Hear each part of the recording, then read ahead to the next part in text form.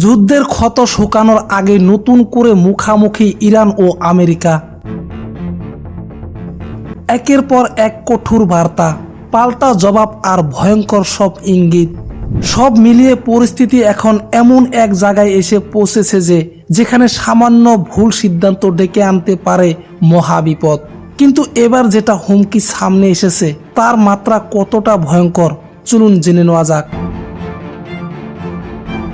যুদ্ধবিরতির মেয়াদ শেষ, কিন্তু শান্তির পথে এগোনোর বদলে আরও উত্তপ্ত হয়ে উঠেছে ইরান ও আমেরিকার সম্পর্ক। বিশেষ করে ইরানের গুরুত্বপূর্ণ হুরমুজ প্রণালী ঘিরে বাড়ছে উত্তেজনা। একের পর এক হুমকি, দুই পক্ষই এখন নিজেদের অবস্থান থেকে এক চুলও সরতে চাইছে না। ডোনাল্ড ট্রাম্প ইরানের উপর পারমাণবিক হামলা করার হুমকি দিয়েছে, আর তার পাল্টা জবাবে ইরান আমেরিকাকে সরাসরি ভয়ঙ্কর হুঁশিয়ারি দিয়েছেন। এমন সিদ্ধান্ত নেওয়ার সাহস ট্রাম্প করবে না, কারণ আমেরিকা যদি পারমাণবিক হামলা চালায় তাহলে এর পরিণতি শুধু ইরান আমেরিকার মধ্যে সীমাবদ্ধ থাকবে না।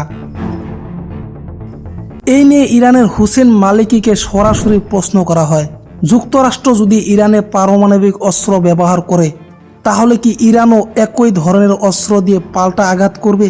জবাবে তিনি বলেন, যুক্তরাষ্ট্র যে অস্ত্রই ব্যবহার করুক ইরানের জবাবও হবে সেই অনুযায়ী। প্রয়োজন হলে জবাব তার চেয়েও বেশি মাত্রায় দেওয়া হবে।